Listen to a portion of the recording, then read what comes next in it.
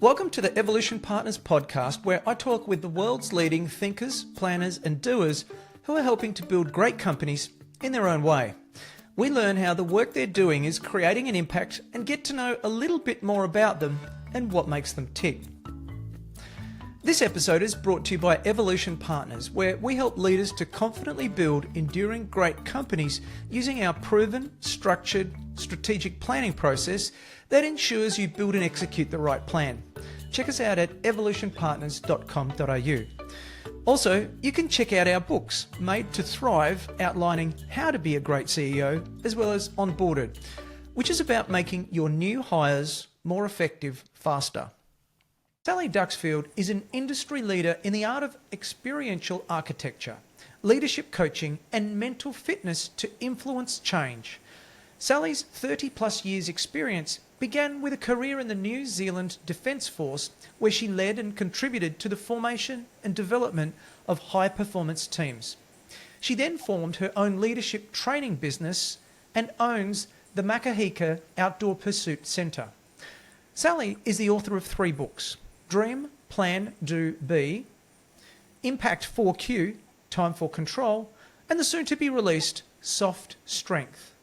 And she also has an upcoming television show helping people to optimise their day by implementing a structure to manage their neurobiological state. You can find Sally at sallyduxfield.com.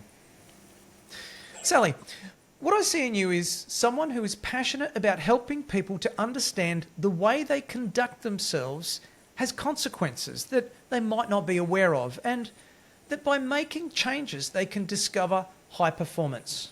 If this resonates with you, please tell us the backstory on how you came to be in this place. Thanks so much. It was a great question to ask, actually. So my journey through the military as a young officer and then into my third decade helped me to make critical decisions in areas of conflict. So when we were in hostile environments, whether it's deployed overseas, operational environments, and the transferable skill into entrepreneurship and into business, taught me to really listen well, to be able to drive decision making, but also to nurture at the same time. When I left the military, I was in my mid-30s and I got out to have a baby. I was a little bit old-fashioned and I started my consultancy. What I realised is that many civilian organisations had great managers but very poor leadership. There was really little deep nurture and careful looking after people. In turn, we didn't always drive mission and we didn't hold people accountable. So I thought the one way to do that is to put them outdoors, where I'd done all my learning and training in the military. So the experiential architect is I design residential programs using the wilderness as the conduit for learning. So I bought the outdoor centre, and in the last 4 years I've also built a beautiful luxury retreat called Arete, where I bring my leadership teams and my elite athletes. So I deliver programs around the world. I do that using the wilderness as the conduit, because it's only there that you can feel. To quote, you can't learn to swim from reading a book. Yeah. So why do you think you can learn to lead from sitting in a classroom, doing an MBA, having a coach one-on-one, without actually experiencing what the body felt like, what the heart felt like, what the response was, and have that critical environment? So that's where I've ended up today. Wow, that's wonderful. Thank you. So I hope I said it right, Makahika. You nailed it. You got that so right. Being an Australian, it can be a bit hard, right? So Makahika, you, as you said, it's a retreat and you bring people together. As one of your ventures, I will point out, why the wilderness? You touched on that, but tell us about some of the things that you're doing in the wilderness, because I don't think that it's just, look, we drive to the country so there's no cell reception or mobile phone reception, right? I think that from the research I've done, it's about getting, let's say, your hands dirty and getting a bit more into it. Can you just tell us about some of the things that are happening on the retreats that you're hosting? So there's 2 things. There is the Outdoor Pursuit Centre, which is generally used by school children within New Zealand, about 2,500 children a year, and some corporate teams. And that's high ropes and zip lines and survival training. Yep. The Arete Village has a luxury component, but we also use the wilderness. And then my international retreats, the EDGE program, uses the wilderness because what it does is I can't put cotton wool around you when you're cold, wet, and hungry. Yeah. So I don't actually give you sugar for a few days. So you have a huge carb decrease and you can get quite feral quite quickly when you come off your sugar. So we can use all of these physiological environmental things to put you to that stage that if you could imagine a buyout of a major company and you were under so much mental and physical stress, your heart rate would be up, your breath rate would be up, your blood pressure would be off the scale, and you're just sitting at your desk. Yeah. I can do that using the wilderness because I can make you uncomfortable, but I can make you safe, and I can also make you comfortable being uncomfortable. And that's where grit comes in. And so when you get back into your office and you've been away with us for 4 nights, 3 days, and we've been out in the wilderness and we've been at altitude perhaps, when the next major crash goes at your desk, you're going to sit there and you're going to look at all the people in your team and go, I've been in grizzly bear country. Bring it on. This is hot. What I mean, a hostile takeover. Bring it on, because you've actually you've been cold, you've been wet, you've been hungry, you've spiritually centered, you know how to control that redhead, that overwhelm. You've learned to stand down, that inner voice, that is that what if voice that comes through when we're under pressure. And you've learnt that because the environment teaches you all of those things. You don't plan, you end up cold and wet. Yeah. And it is the stressful situation that makes that's almost stoic, or going back to stoic times. You've got to put yourself in stressful situations so that you can deal with the day-to-day. As I consider your work in my research and thinking about this and having recently seen you present, there's one word that comes to mind, and it's intentionality, okay? And so I'm thinking about what you're advocating is be intentional about your sleep. Be intentional about the way that you use lights in the home. Be intentional about the way you interact with nature. And then be intentional about how the body's chemicals interact in all of these manners.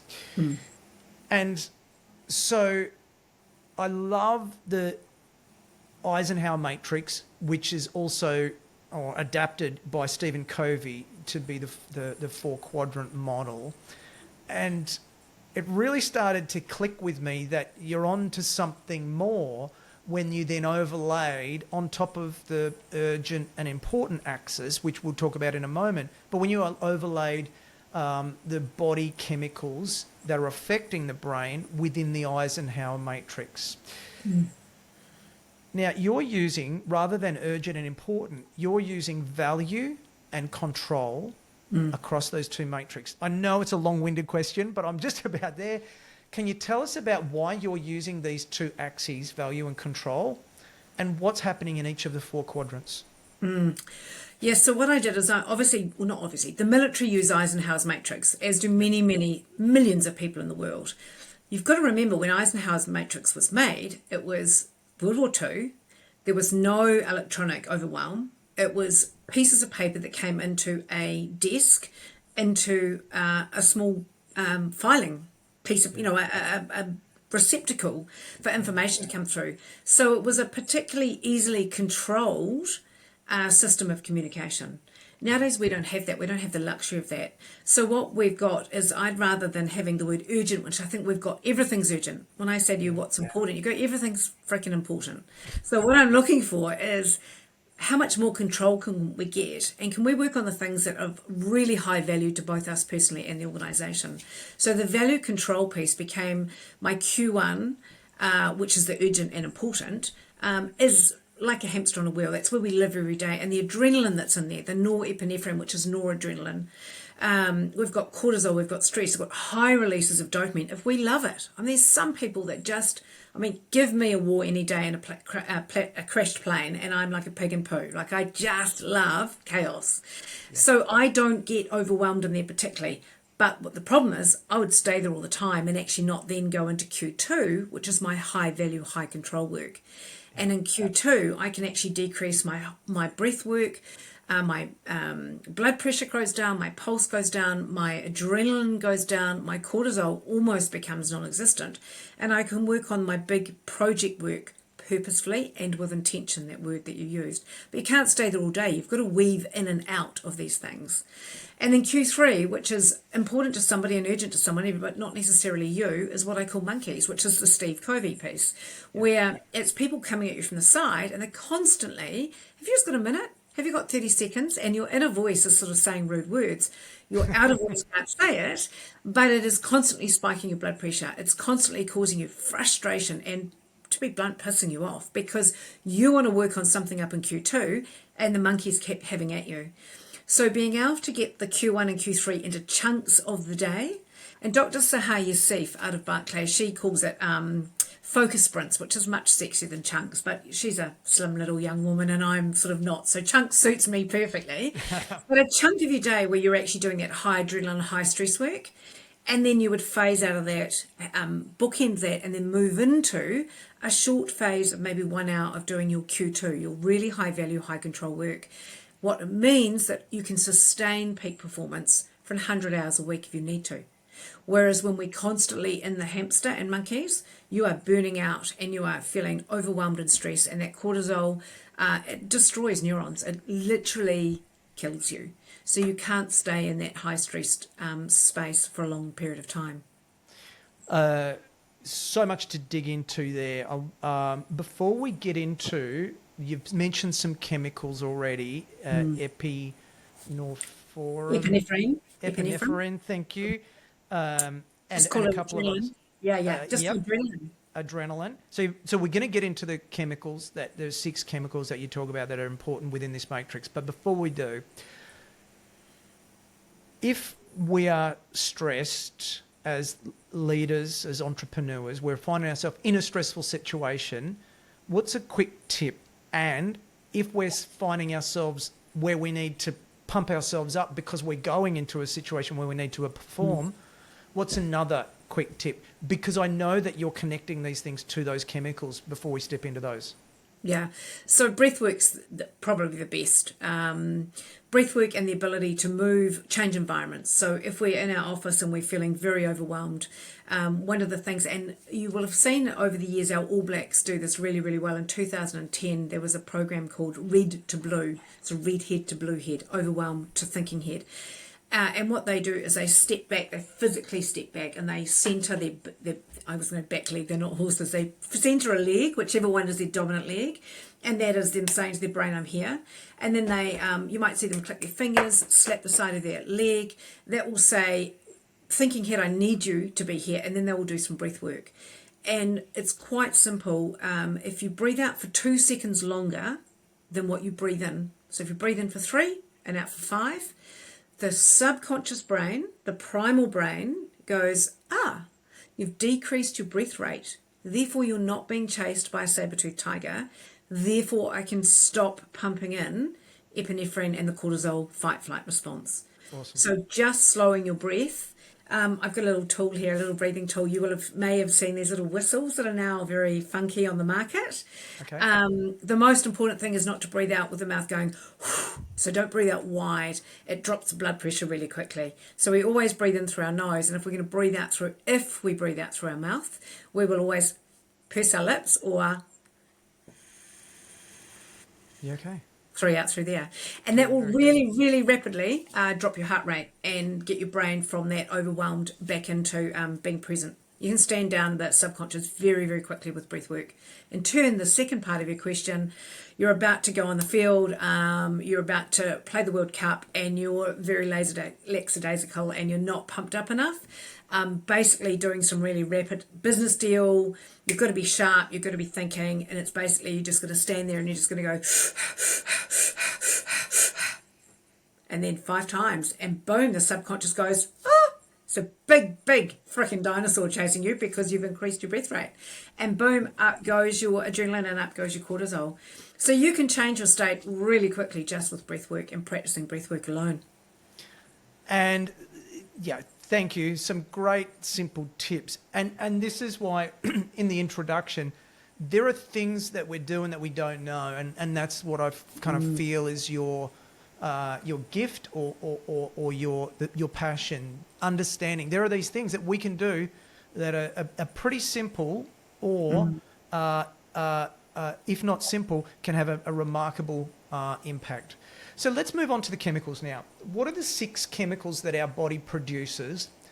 How do they affect our body? And how have you connected these into this 4Q model? So there's obviously more than 6, but the ones I talk about, because they're simple, and for me, neuroscientists are extraordinary people, but they don't speak human very well. So there's thousands of theses and amazing information that's at a level that it's, you're talking to Mars, basically. So what I wanted to do is I've done over the last 9 years is a study into all of these areas, and then got my scarves and done interpretive dance. So the drugs, or the neuromodulators or transmitters I like to talk to are epinephrine, which is adrenaline. So adrenaline is energy, and it's misconstrued as being that danger response, and yes it is, and that bolus, that large dose of adrenaline lasts 5 to 7 seconds, sometimes 5 to 7 minutes depending on the circumstance, and it's just to get you out of danger. But generally, if on the premise that we've slept really well, we'll have a very, very high loading of adrenaline / epinephrine, is its clinical name, and I'll just swap between those two. Epinephrine in the morning, and strongly tailed by dopamine. So dopamine and epinephrine actually come from L-DOPA. So they're actually a cousin, a sister, whatever you want to call them, from the same chemical source. And so where you have energy, you generally have motivation. Now dopamine, people misconceive or misconstrue dopamine as happy. There is nothing happy about dopamine. Dopamine is more addictive than alcohol and nicotine. It is our more of drug. It's our foraging, motivation, and you know what this is like. You will have got home at the end of the day and had that first glass of wine or a lovely cold beer, and you've gone, and it's just gorgeous. Within 11 to 15 minutes, you go, I'd probably have just a small glass, a little bit more. Because what's happened is that dopamine has literally vomited. She has fired up your system, given you the energy to get the dopamine, increased your baseline by about 250%, but it only lasts for 11 to 15 minutes. Yeah. So it wants you to go and get some more of it. The problem is that those receptors, those dopamine receptors, take about 45 minutes to an hour to restock. So the next glass of wine doesn't do the same as the first glass of wine. The next hour on social media doesn't do the same thing. The next hour of gaming doesn't do the same thing. So dopamine is a really big driver for leading us down poor behaviors as well as great behaviors. So it's a drug to watch out for. It's a neurotransmitter we really need to watch. Norepinephrine is noradrenaline, and that's the big one that I don't think many general practitioners are talking about. And this is the one where my hypothesis is there is a direct correlation between the lack of pre-midnight sleep and waking up in a state of anxiousness or caution. So Dr. Gina Poe, and I talk about it in my book, she has a really great thesis on the lymphatic part, or the process of the brain, where the brain, literally 92% of the neurons get into synchrony, like a bilge pump, and it only occurs between 10:30 p.m. and 12 a.m., round about that time. And it only happens for a very short period of time in that phase. Her hypothesis is that is when the lymphatic system is cleaning and unfolding all the broken proteins, and the brain is actually getting refreshed. And then the next phase of deep sleep is cellular repair, where we're, after all our elite training we've been doing, we're repairing our cells. And then basically we'll go into REM sleep, which is our rapid eye movement and our cognitive sleep, and where we're getting lining up all our ducks in the first phase. And the second phase of REM sleep is where finding associations and removing blame and shame. So you will wake up with high loads of norepinephrine when the body wakes up, does a pre-flight check and goes, you didn't get to bed till 2 a.m. You're not fit for purpose. And people will tell you this. They'll go to bed at 9 o'clock and get up at 2 a.m. and feel fantastic, but they'll go to bed at 2 a.m. and get up at 7 a.m. and they'll feel crap. And it's basically because they've got into bed over that lymphatic brain cleansing phase. The brain is waking up, even if it's only on 6 hours sleep, it's at the right 6 hours. It's the right time. Yeah. So there's epinephrine, norepinephrine, then dopamine. Cortisol is our big one. Cortisol is our fight-flight response, and you'll feel it. Your skin will flush, your fingers might go cold because all that blood is pooling around your core, trying to save you from the saber-toothed tigers. It's laying fat down around your middle to stop you from getting eaten so their teeth can't get through the fat. It's increasing your breath, your heart rate, sexual dysfunction. Look, a whole. Cortisol is really, really, really bad. It's great. It keeps our metabolism active.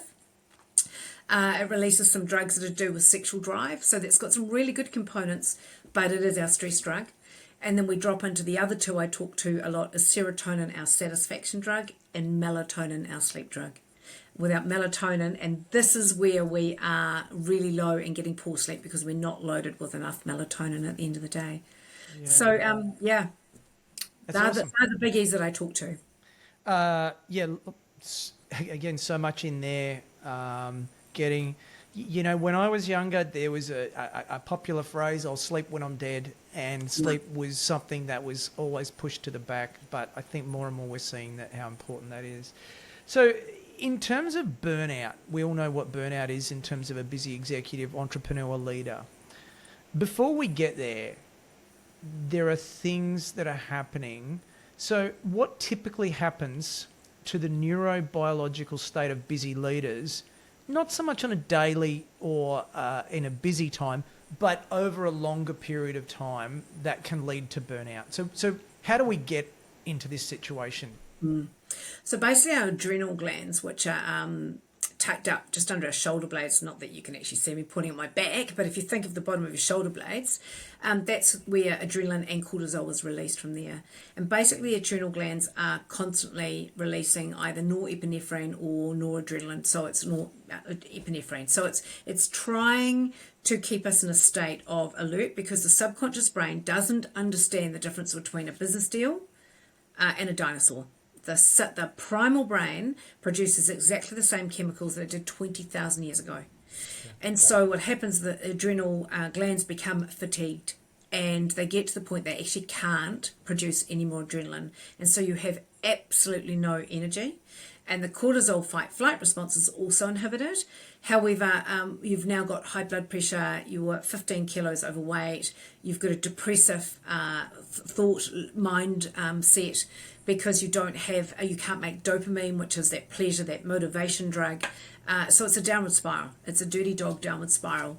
So it's recognizing it and being able to weave in and out. So stress is enhancing. We've got to get that as leaders. Stress is freaking great for us. It dries up our alertness. It drives our energy. It drives our passion.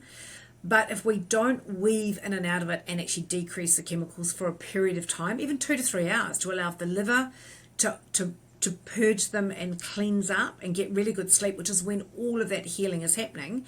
If we're not sleeping, we're dying, basically.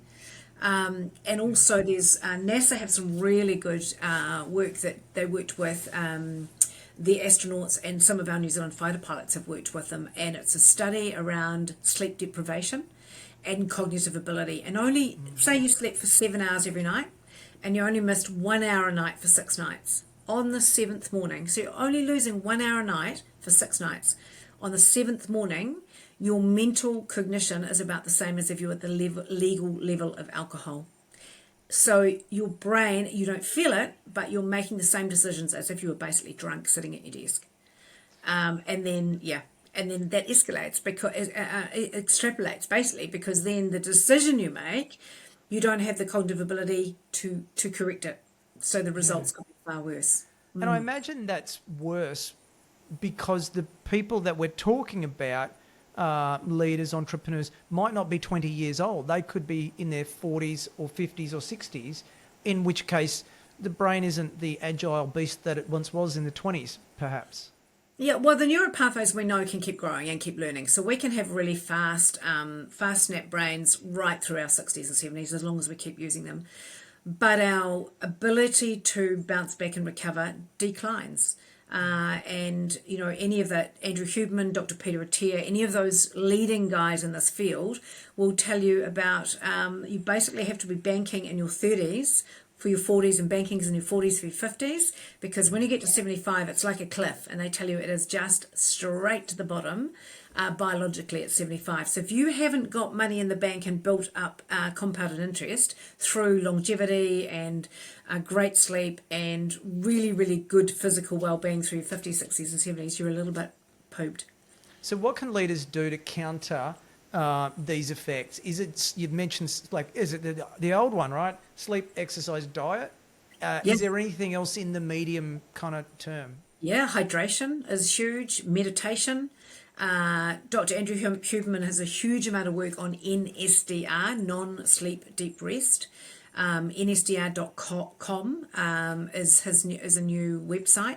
And that is basically, it's a type of yoga nidra, so it's a type of meditation. And what it's doing is, if you imagine the brain at the end of the day is like a ball of wool, and it's just all knotted and chewed up. And NSDR basically is pulling on each thread and it's straightening it out. So it's straightening your neuro pathways as a metaphor, like a ball of wool, and it's rebooting the brain. So if I'm on a long drive and I've been driving, sorry about that, if I'm on a long drive and I've been driving for 5 or 6 hours, or even 3 or 4 hours, I would stop, and rather than going to get a coffee, I will just tilt back my seat and listen to 10 minutes of NSDR, and I will feel $1 million. Awesome. So we've touched on sleep. I think that the world, as I touched on before, is coming to appreciate the importance of sleep more. What tips can you offer to help people sleep better? This is my most favourite question in the whole world. You get me a whole lot excited about this. So the biohacks for this are just gold, and it's science. So you don't have to think about the shit. You just need to do what you're told, right? And it's quite simple. It's so easy. It's like, just do what mother says. Basically, the first tip is the upper neurons in the eye receive the angle of the light. So when we're outside during the day or we're inside our house, any overhead light is telling our subconscious brain that the sun is between 12 p.m. and 2 p.m.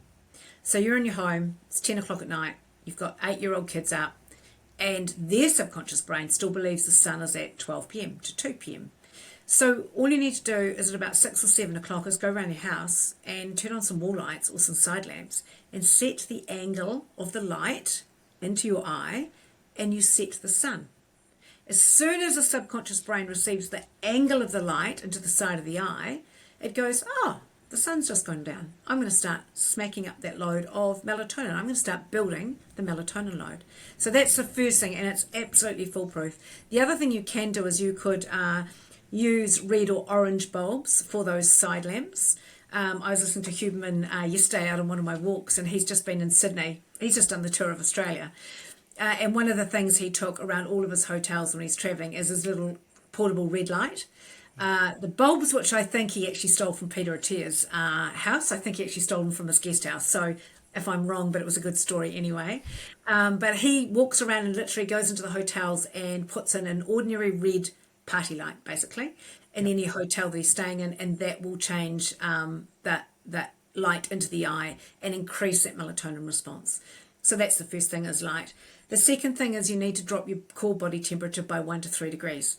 And what that means is we need to have metabolized our food. Alcohol is probably the biggest criminal in this, as much as I hate to say it, because I'm a very good drinker. Military officers, we're not quitters. But I have learned and adapted over the last, particularly 6 years, where I've really been up to my neck in this science, is you need 4 to 6 hours to metabolize alcohol. So what you need to do is drink at lunchtime. I'm just joking. Fair enough. Look, it's a hack in the body. It's a great idea, right? But basically 4 to 6 hours is how long it takes for the body to turn alcohol or poison into another type of alcohol and then metabolize that. So it keeps our core body temperature up because it's metabolizing. Food is the same. So 2 to 3 hours at least, your last meal before you go to bed. And that last meal with, depending on what you want to achieve. If you want to achieve more deep sleep, so slow wave sleep, you will go a low carb evening meal. If you want to increase your REM sleep, you'll go a higher carb meal. Just learnt that in the last couple of days, actually. Cool. And then you would have a hot shower or a sauna 1 to 2 hours before you go to bed, and that will increase your core body temperature and then rapidly cool it through the skin. and then rapidly decrease your core temperature. So pre-bed, a hot spa or a sauna, particularly a sauna. And sauna also increases a lot of your bone hormones which are being produced, which are really, really healthy in that space as well.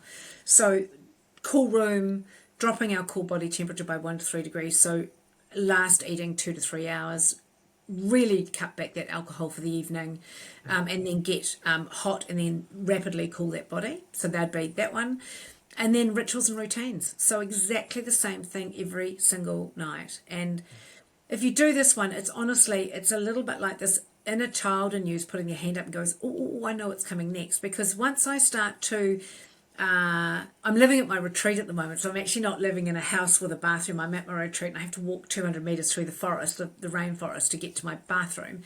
But I pick up my journal, I sit down and I have my chamomile tea. And that's my first ritual of the night, I'm starting to do my journal. So I do my journal, I have my chamomile tea, and then I will walk back to my accommodation and my retreat, and I will clean my teeth and I'll take my eye makeup off.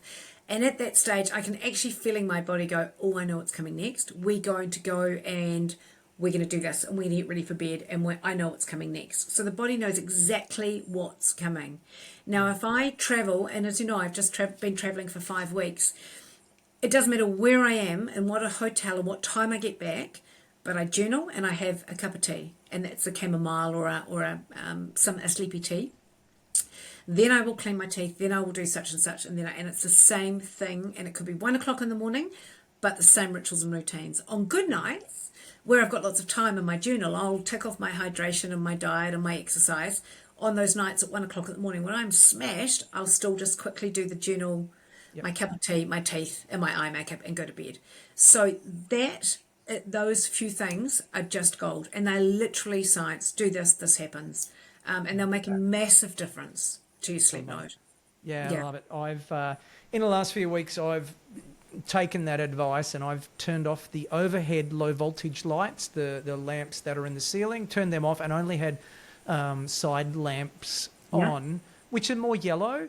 Yes. And yeah, it's been really, really good. I've found it to be really beneficial to falling asleep, and I think having a deeper sleep as well, which is just a great little hack. So you speak about, we've already mentioned Andrew Huberman and Peter Attia. Now, two of the more prominent thought leaders in the health span space at the moment.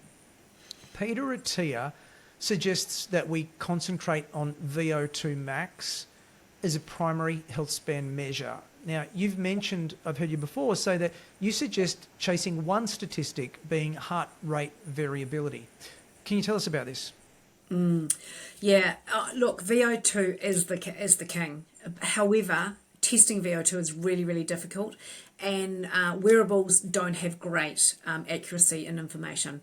VO2, you can go into a gym, you can go into a laboratory and you can get tested. It's really painful. They put you on a machine where there's massive resistance.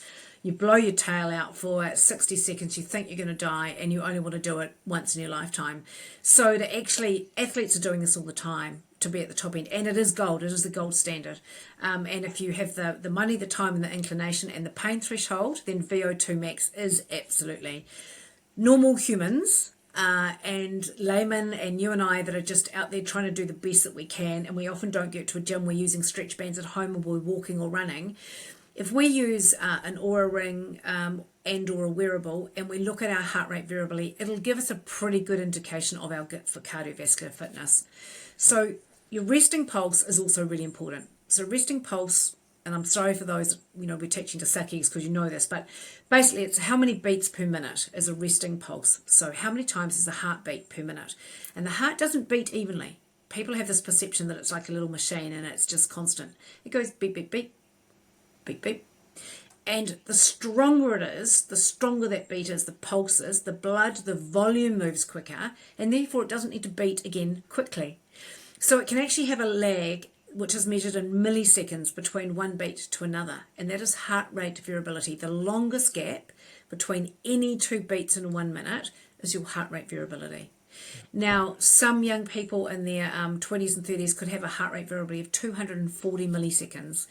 I'm in my 6th decade. I get some peaks of about 120. I had 129 last night.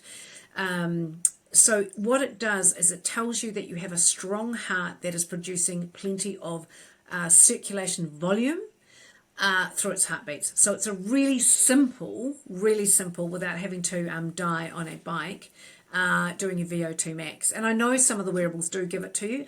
I don't know enough about it to get the accuracy of that for you. Yeah, that's a good response. Thank you. Yeah, we can get that through an Apple Watch or a Garmin watch or something, but the accuracy. I mean, if you're focusing on it, you're probably outperforming much of the population anyway, and you're probably doing yourself a great service. And they're all trend indicators, right? Yeah, All of them. yeah. Even your sleep. And some people, Hubman said the other day, he'd love people not to look at their sleep data until after 1 o'clock. He wants them to get up in the morning, feel how they're feeling about 10:30, make a judgment about their day, and then look at their data at 1 o'clock in the afternoon and go, actually, it said I have a really bad night's sleep, but I'm feeling fantastic. Whereas psychologically, we can be really affected by our data. So you hop up in the morning, the first thing you do is open up your phone and look at your data and go, oh, shit night's sleep, I'm going to have a bad day. But in fact, so your body is producing the drugs that go with the results, in fact, rather than measuring, actually, it was only one night of poor sleep and my body's fine. So data is just a trend over a period of time versus to look at it and really take it seriously on a daily basis. I've heard you talk about magpie brain. So what? This is one of my more interesting questions, I hope. What is magpie brain, and why might this be an issue for entrepreneurs and leaders? Magpie brain. So it's my answer to adult ADHD or misdiagnosed adult ADHD. So I totally get that there are people in their 40s, 50s and 60s who were missed as children and were misdiagnosed with ADHD. And I recognise that and I put that out there on the table.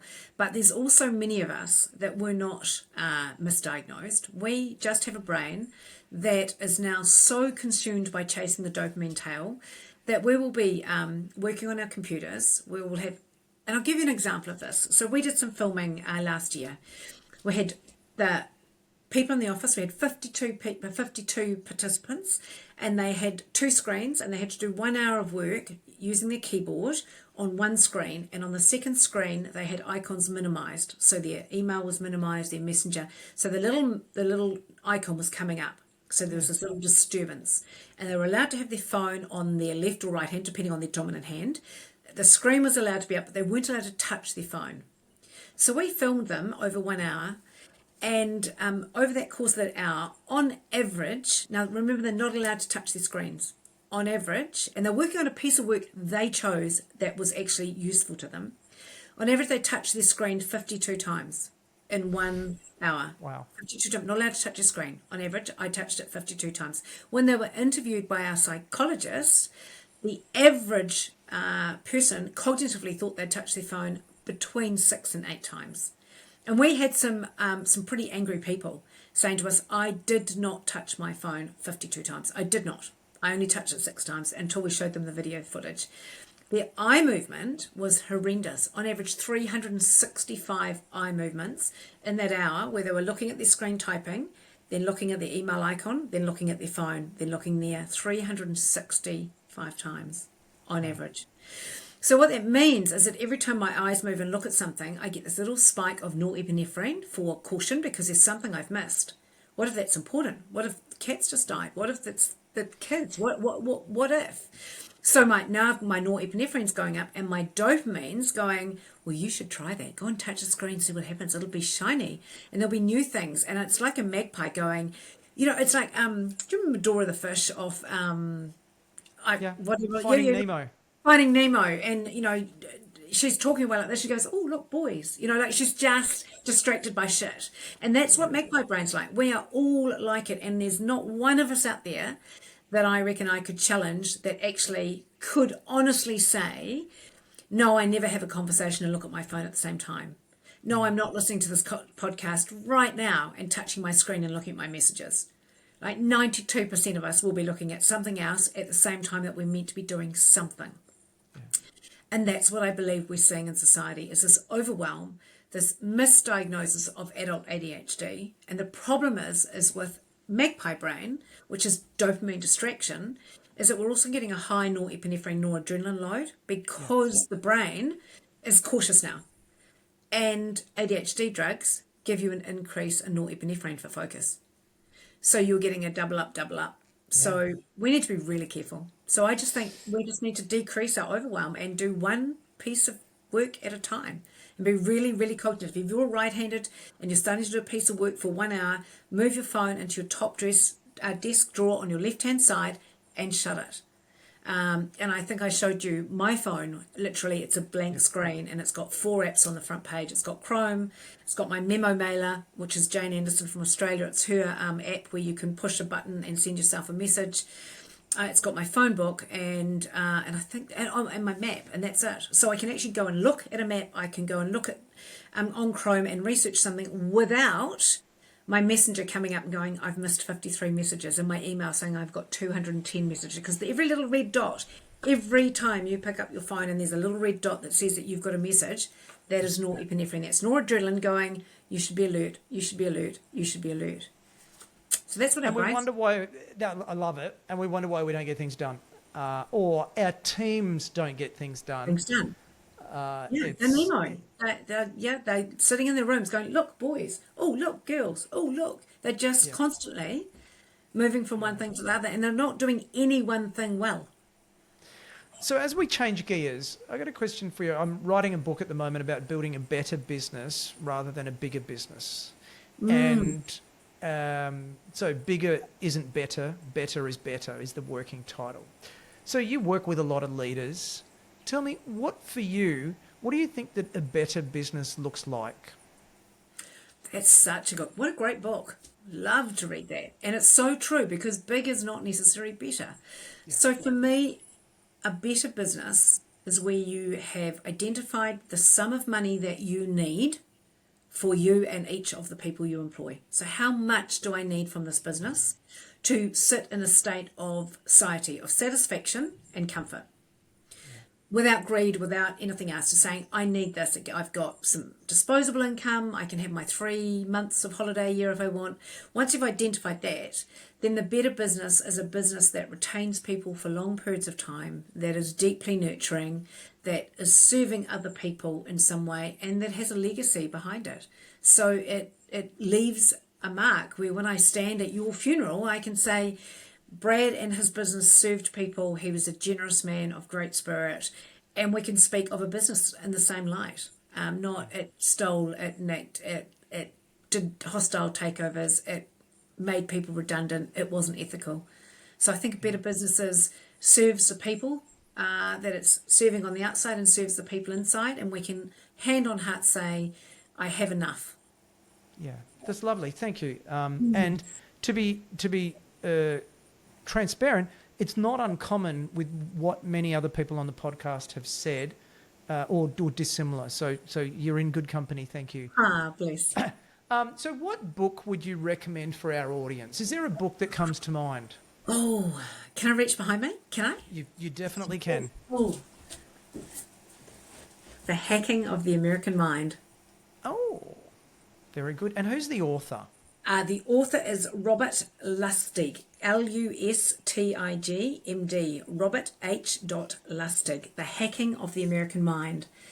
It is absolutely mind-blowing what major corporations are doing with the dopamine addiction, and how everything, so little things like Facebook, TikTok, you know how you get likes.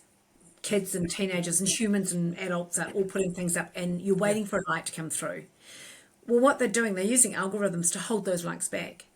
So you might not get any for 3 or 4 minutes, and you're like, oh. And then you'll get 15, and you'll get a really large bolus of dopamine, a really big response of dopamine, which you wouldn't have got if you just got one, and then one, and then get one. So what they're doing is they're holding algorithms and changing things so that you're getting this big bolus of dopamine, and you're getting this more addictive. I want more of this. It's adding massive amounts of sugars into savoury food. So tomato sauces and all of your fast food and all that, it's got this huge loading of sugar in it because of the dopamine response. Yep. So you're eating a savoury burger that's got 32% sugar in it. Why? Because they want you to get that huge dopamine response. They want that ignorant brain of ours to go, I want some more of that cocaine, give me some more of that fat food, and it will drive you out there. It is gold. Read that. Love it. I give it away. I give it away a lot. It's an amazing book. So that's Hacking of the American Mind by Robert Lustig. Thank you. I'll put that in the show notes as well. Thank you. Super, yeah. How can people learn more about you and your business? They could contact me at sally@sallyduxfield.com. It's very simple. sallyduxfield.com. Go in and have a look what's on there. And I have a LinkedIn profile, which is just Sally Duxfield Experiential Architect. And my Facebook is Sally Duxfield Experiential Architect. So just reach out. I'd be delighted to answer any further questions. I'll also send you through some PDFs and a couple of videos that if you'd like you could add to the show notes and you could release it to your clients and to your watchers. That would be viewers. That would be super. Love to. Well, Sally, what a lovely chat. Thank you so much for joining me today. It's been an enlightening chat, and so good to get to know you a bit better and to cover off some of these really important topics. So thank you. Thank you, and thanks so much for the opportunity. Thanks, Brad. Well, I hope you enjoyed the episode as much as I did.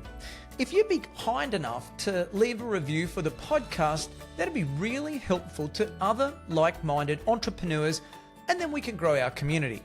If you want to find out more about our guests, head over to evolutionpartners.com.au/podcast, where you can find show notes and other additional reading. Hope to see you back next week. Until then, keep thriving.